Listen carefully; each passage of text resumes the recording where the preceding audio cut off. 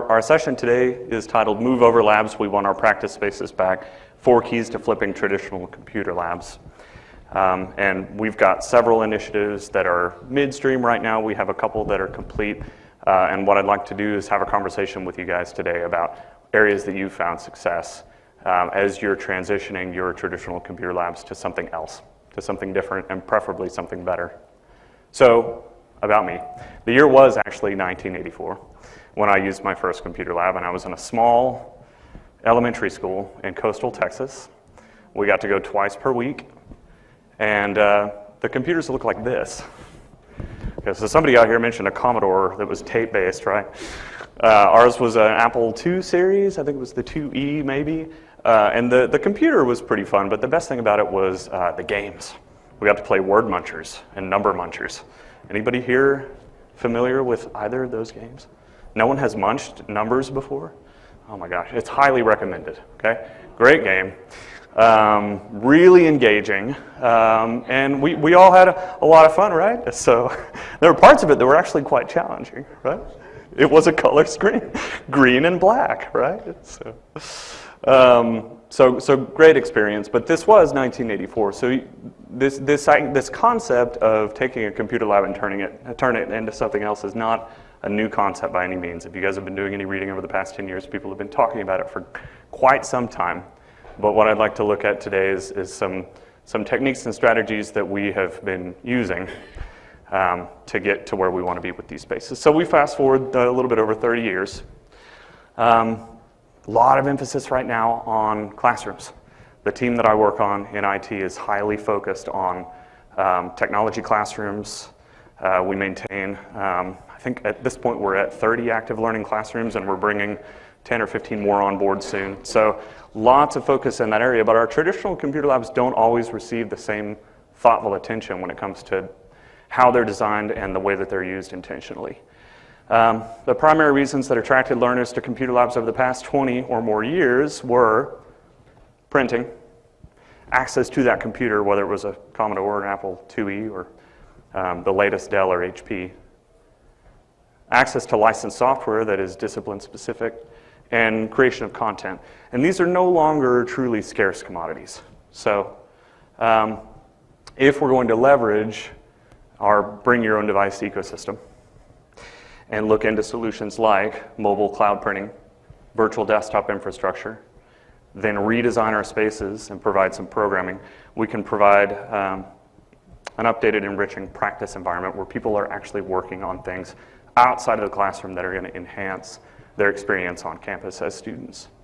So these computer labs were intended to fulfill an educational and operational need that's now, in many cases, no longer strongly felt, and in some cases, obsolete. Has anybody already had lunch yet?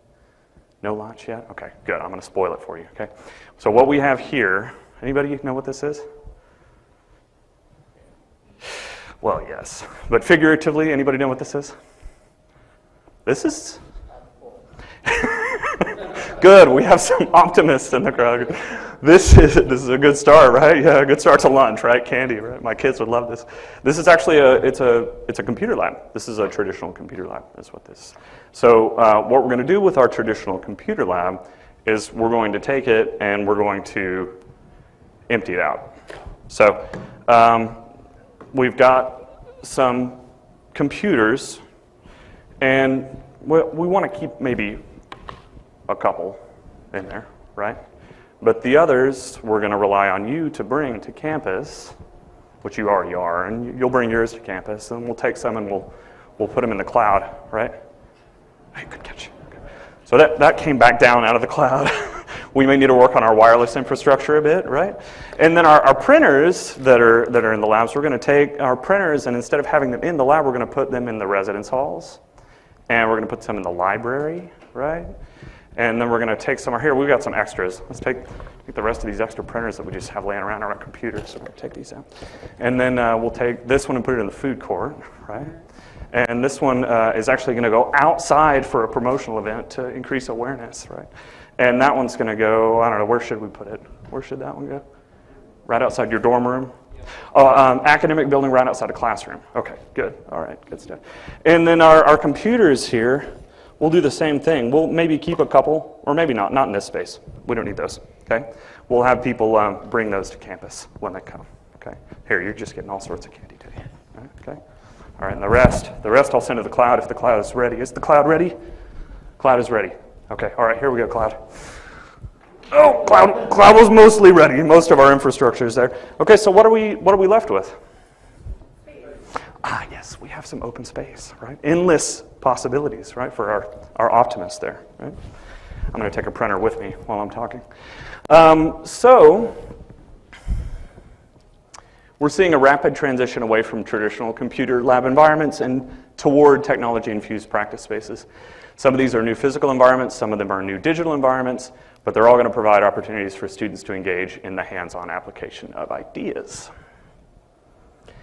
In this session, we're talking about the idea of flipping those traditional computer labs, right? We've already flipped them, right? Everything fell out, and we're finding a new home for it, right? And we're left with opportunity so that we can provide students with some true practice spaces. A couple key points. There are a lot of universities that are having a lot of success with this. University of Oklahoma is working on it. We're midstream. Data-driven decisions are important. Universal access to printing is important. Virtualization and access to licensed software is going to be critical. Thoughtful redesign of physical spaces, and then an ongoing schedule of events and programming. And I will have this posted in the presenter zone if you guys want to see the notes. 30 minutes is a very short period of time to get through everything that we're talking about. So in our session, we're going to explore some of those ways to transition. We'll talk about 4 key pillars to support this model, this idea. And we'll talk about some practical steps that can be taken. And I am truly interested in hearing about ways that you guys have found success in this area. Is there anyone that does not have any computer labs left on their campus? No, still. And that's the face. That's the face that we get from CIO level sometimes. The face was, well, they're still there, right? So let's do something else with them, right? So back then we had this, right? Now we're going to something like this. Our top reasons to visit a traditional lab. We estimate that about 50% of the reason for going to a traditional lab is to print. Not really necessary anymore. What are some other reasons that you guys can think of? Licenses, right? Licensed software. Sometimes technical help, right? And then professor type, not IT. Professor type, not IT, and that's an important distinction, right? Because if we're talking about discipline-specific software, your student and professional support from IT is not going to be the content specialist for AutoCAD, for example, right? Licensed software. Access to computers, which is still a legitimate thing, right? If you're going to do a prolonged session and you're working on petroleum engineering and you need to simulate a drilling rig, you don't want to do that on your phone. You don't want to do it on a tablet. You want to do that on a computer that's similar to what you would be using on the drilling rig. Can you guys tell I'm from Oklahoma? Oil and gas is huge, huge. Prolonged content and production sessions. If you're going to sit down and work on something for a while, sometimes it's just more comfortable to have a workstation. But a lot of these prolonged content and production sessions happen at a coffee shop on a laptop too. So now, let's see if our poll takes off. You guys still ready with your polling tool? I'll see if it'll work for us here. Our question here is about devices that our students bring to campus. So 99% of our students own an internet-capable device. Of that 99%, how many devices did 92% of them arrive with on campus in 2014? Okay, we got somebody on the high side here, right? Okay. Okay. 3, we got 1 vote for 3. We have some people abstaining. Have some people writing in their vote. Okay. Interesting.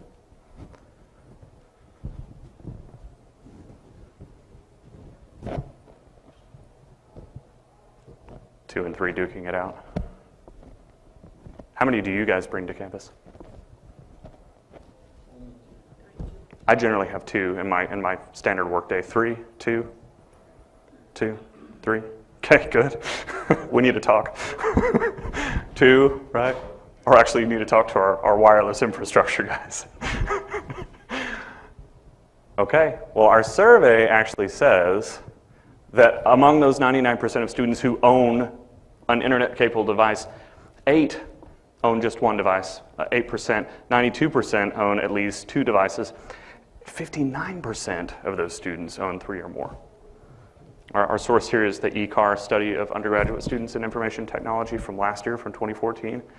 If you guys have not read that yet, it's an amazing resource, highly recommended. Some of you may read it every year, but I would recommend it. I'll put it in my presenter zone notes as well. So some projections from EDUCAUSE. And I want you guys to look at 2015 specifically. So if you look at laptop and smartphone ownership among the student population and among the adult population from our Pew survey, they're both creeping closer to that 100% mark, right? They're mid-90s, maybe low 90s projected for 2015. Tablets projected to blow through that 50% barrier.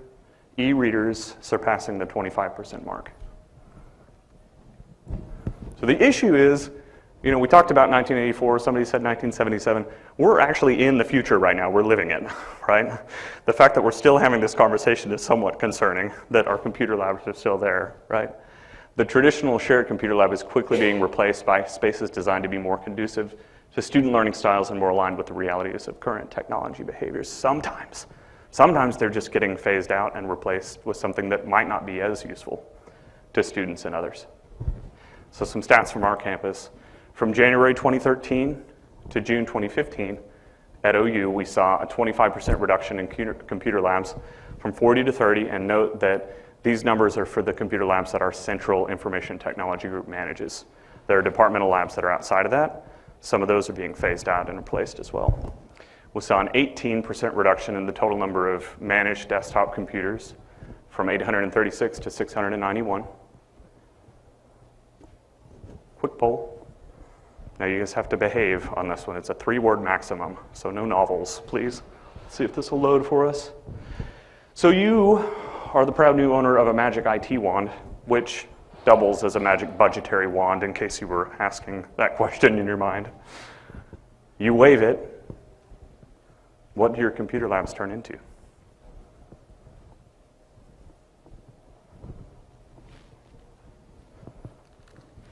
should have a printer. There you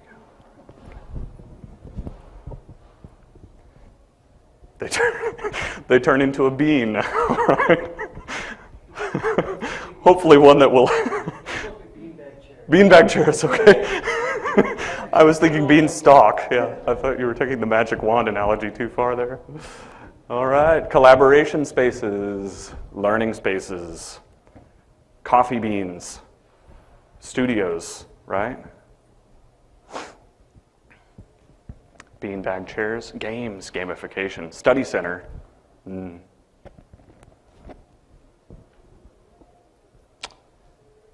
Informal studio spaces, coffee shops, spaces that are welcoming, spaces focused on innovation, collaboration, spaces that are adaptable. Oh my gosh. I'm preaching to the choir here. You guys already know where we're going with this. So what we've observed on our campus and others is all of these things, right? The answers that you guys have loaded, thank you. The answers that you guys have loaded are all there. We're observing that many of them are being converted into active learning classrooms. I see that as a positive thing. Visualization rooms, our architecture college is looking at converting a computer lab into a visualization space. Collaborative spaces, some are turning into tutoring centers, some are even turning into offices and administrative spaces. Mixed feelings on that, right? If our goal is serving our students and preparing them to go out and impact the world in positive ways, then maybe additional administrative spaces are not the best fit.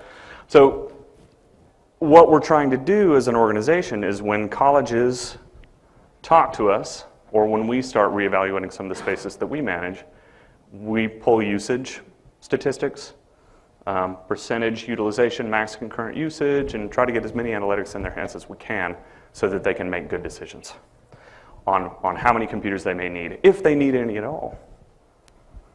So we have an example here of one of the reports that we sent to our College of Engineering as they were renovating and considering what to do next with their their lab, and they are going to maintain computers in this space. They'll have about 12, but that's down from 45. And they have plans to lay it out in such a way that it's going to be much more flexible, much more modular going forward. So the 4 pillars that we're talking about to support this new model, this new approach, are printing, software, space, and programming. So we look at printing first. The first thing that we did when we started looking at our traditional labs was figure out the printing thing, right?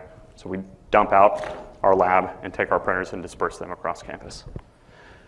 We wrote up a business case, looked at a number of different solutions, came down on this one. These are cloud printing kiosks.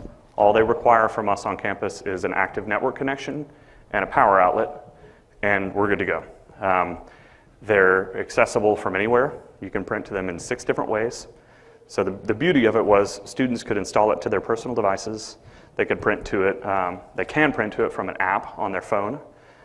You can do web upload. You can email an attachment to them. They'll print it off. You can walk up with a USB flash drive. You can use cloud tools like Google Drive and other storage options like Box and Dropbox to get your files. The beauty of it is we've been left without a lot of the associated administrative overhead involved in leasing printers, running print servers, et cetera.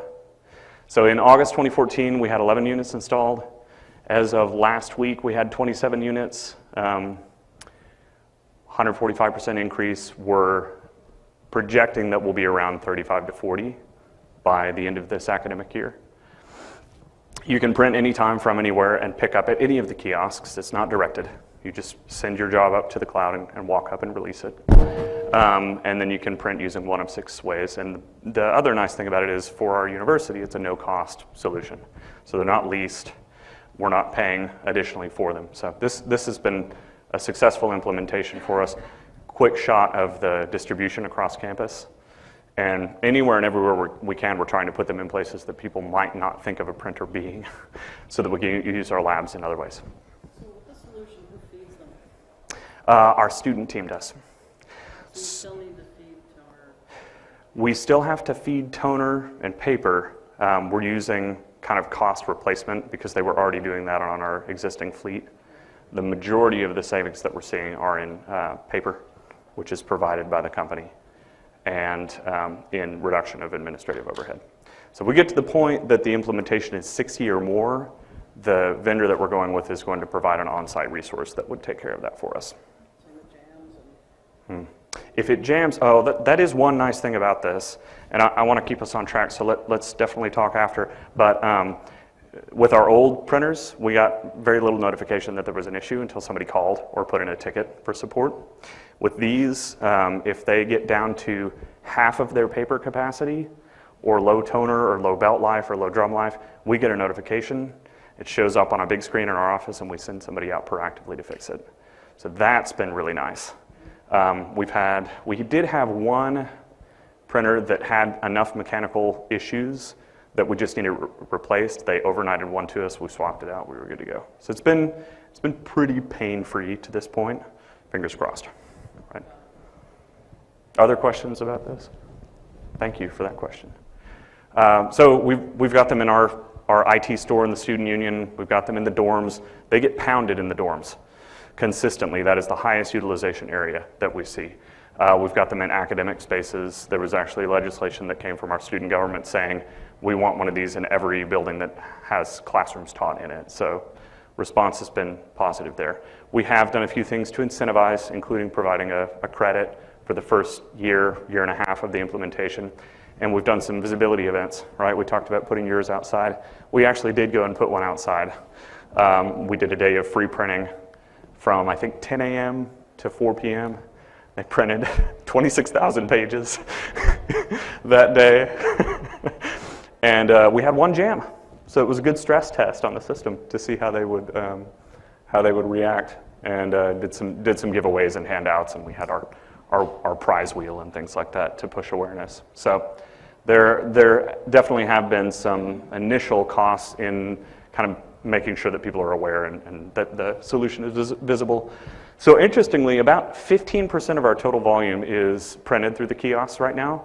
But if you look at acceptance rates from a survey that we did, 39%, it's about a 60-40 split after the first 9 months of the implementation. 39% of students selected the kiosk as the solution that offers them the best experience as students. We'll see if these numbers change in a year when we do the survey again. Software. Universal access to licensed software is a big one. And our plan for that is to implement VDI, Virtual Desktop Infrastructure. Anybody have a successful VDI implementation on campus? How do you like it so far? Pretty good? Okay. We're doing a smaller implementation first with about 200 virtual machines in our College of Business. And then we're going to scale up and out on that. The only disadvantage is we're having to use our campus data center to do it, and they are really expensive. Yes? Beautiful, beautiful. We should talk after. So some keys, and those of you that have already done this know this. Infrastructure is a big one. You have to have the existing infrastructure. Faculty and student buy-in and awareness, and then meeting with faculty and campus decision makers to make sure that it's going to work with your different use cases. Quick proof of concept. We did get our Windows 7 image with AutoCAD and some of the other higher utilization applications to run on an iPhone, an iPad, an Android phone, tablet, browser, PC, Mac, and then during our research and development week, we ran it on a Raspberry Pi, which was fun. So if anybody's unfamiliar with those, I'm sure most people probably know what they are. It's a $35 computer, right, system board. So that was kind of a fun experiment. Space, this is where it really gets fun. Thoughtful redesign of built spaces to build in some modularity and flexibility, as well as building out your infrastructure so that it will support your new needs. This space is launching in August. It's going to be our flagship technology practice space. It's on the ground floor of one of our largest dorms. So it's in one of the residence halls. What we've done is we knocked down, there were walls here, and there was kind of a fishbowl service center here. The room had not been touched since, I think, 1992. So it was time. We partnered with our housing office, basically, at University of Oklahoma Housing and Food. They funded the renovation part of the project, which is a big piece of it, and then we were tasked with filling it with cool stuff. So the walls that you see here are all modular walls. So that none of the walls in the space are construction walls. They can be moved in a matter of a couple business days instead of doing construction work. We tried to provide as many work spaces and as much rideability as possible, and we'll go into some more detail here, but we're very excited about this space. So this is the space before. You guys will notice the very nice computer artwork up on the wall there, right? It really is cool. We've had like 6 or 7 people come and ask for it, so I think we're going to auction it off and turn it into a scholarship or something, right? And our student employee had the idea to go and take photos during finals week. So this is not representative utilization for the space. Most of the time it's about half that. But you guys can see rows of computers, right?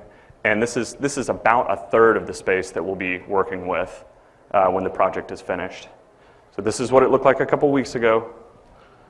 It's looking better now. I did want to point this out. It's just kind of an interesting illustration about the life of our spaces and the spirit of our spaces. It wasn't always a computer lab. At one point, it must have been some sort of student lounge space or recreation space because we found this beautiful custom inlaid terrazzo shuffleboard lane. So it's just kind of interesting to think about our spaces long term and what they will become in the future and what they have been in the past. It's going to look a little bit more like this.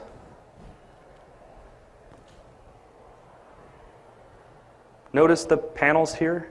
On our student survey, privacy was a big thing. I think for some students, the pendulum has swung all the way over to full collaboration, wide open footprint, that they feel the need to kind of cocoon themselves a bit. So we've got some cocooning options. There's some breakout rooms and some panels to provide at least the illusion of privacy. Got our hooded couch over there, right? So you can sleep, exactly.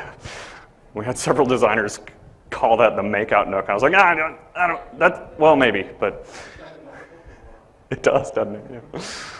So when we're talking about our spaces, first thing we have to identify the space. It doesn't have to be on a multi-billion-dollar budget. You can do it for a lot less. Seek out partnerships wherever possible. Ask students what they want through surveys, polls, focus groups. Focus on flexibility now and off into the future. Take a longer, broader view of what could happen in the space. Include some options for both individual and group study, more privacy or less. You want a right-sized, future-proof wireless network. We basically took the fire code for the number of people that could be in there, and then the number of seats, split the difference, and then tripled it, and told our wireless guys, we need this number of connections, and they've accommodated us. Horizontal workspace throughout, that's a big thing. Students like to work on tables, no coffee tables. Pervasive standard power outlets all the way around all the walls with integrated 5-amp USB outlets. Flexible furniture, lighting, floor plan, modular walls. We're going with an ultra low profile under carpet power delivery system. I guess we could have used black tape instead, but it goes under the carpet. It saved us about $40,000 because we didn't have to trench, core, dig, put in standard floor boxes. It's 3/16 of an inch, ramped on either side, and it just goes right underneath the carpet. It is. It is. Steel case, the product's called Thread, and it's been good. Analytics before, during, after, and beyond. I don't want to keep us over. We've got about a minute left. Our student survey was really successful. We put it out to about 28,000 students. We got about 2,800 that responded, so I was happy with that. And we gave them different options. Can you guys guess which one was least popular? That guy right there, yep. This one surprisingly wasn't very popular. Can you guys guess the most popular one?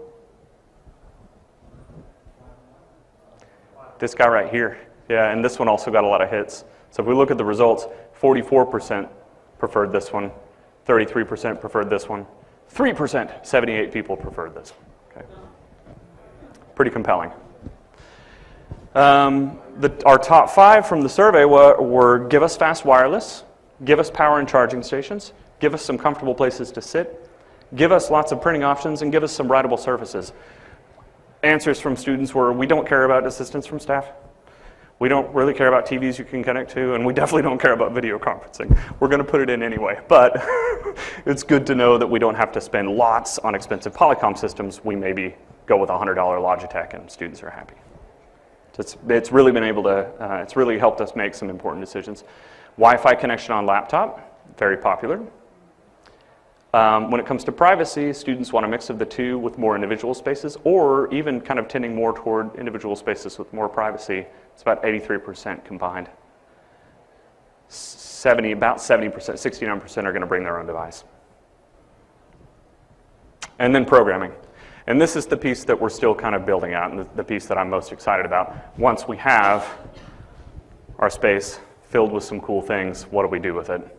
And so we asked students, we started to think creatively, we started engaging with different partners on and off campus, and we were left with some different options. Some of the more popular ones were bring in the robotics club. We want to actually make a mini robot. Won't be a complex robot, maybe it's a robot made out of a red Solo cup, but that's okay. We get some students involved in engineering that might not have before. Education abroad was very popular. Bring in a student studying abroad in China, Germany, France, Ireland, and do a weekly talk or video conference with that student, with the group in the space. Career services, this was a big hit. Video interview skills, etiquette, and pro tips. If you're going to Skype interview, right? What to wear. How to look directly at the camera instead of at the screen, right? College of Business, global communication skills, and technology for success. Just some examples of some of the programming options that were more popular with students. So our goal here, once we have our spaces set, is to provide programming and events that are going to enrich the student experience and give them ways to interact with each other and with people who may not be in their discipline, to give them some of those practical skills that we heard about in our keynote today. So if we look at our traditional labs and then look at our updated technology practice spaces, we used to print in the lab and still do occasionally. Now we can print anytime, anywhere from any device. Used to use software only on desktop workstations. Now we're moving toward using it on any device anywhere. We would rely solely on fixed desktop workstations. Now we're relying on owned personal devices. Productive but somewhat limited sessions, moving toward a flexible space for a variety of multiple uses. And then really no events or programming to speak of outside of a traditional formal class environment with a faculty member, moving toward an engaging student-focused programming model with some hands-on application. And we are at 2 minutes over. We've got a little bit of time before lunch. Any questions, comments, ideas, recommendations? Yes, sir. Yeah, I didn't hear you mention the fact that some of the students are just not going to come to the lab or the classroom, but will do their flipped work somewhere else, anywhere else. And they are. And that's okay. I see that as a positive thing. And if we can find ways to further positively impact that through the mobile printing and VDI and things like that, I see that as a positive. It's great to be able to provide them some spaces, but there will be students who don't come to those types of environments. It's a good point. Just gives you more empty cups. Gives us more empty cups, exactly. Yes, sir. How many students do you guys serve on campus? So on campus, in housing, main campus housing, it's around 4,000 to 4,500. Are you guys, okay, in your lab space, Mm-hmm. how many students do you guys have come through yearly? How many students do you guys registered that will actually show up? Total unique logins in labs over the period of a month is around 10,000. Those are 2014 numbers, so they're probably down a bit from there. And those unique logins are representative of unique users, so 7,500 maybe. What's your enrollment? Enrollment numbers are generally around 28,000. So on main campus, yeah. Thank you. My contact information is here. I mainly put that up there so that you guys could reach out to me with your cool ideas. We're not the content specialists on this. We're just excited about the opportunities that are there. If you do have things that you would like to talk about, whether we're doing them on our campus or you're doing them on yours, I'd be really interested in continuing the conversation. VDI. Yeah. Oh, and there's more candy, so you guys should take some labs and printers with you on your way out. So.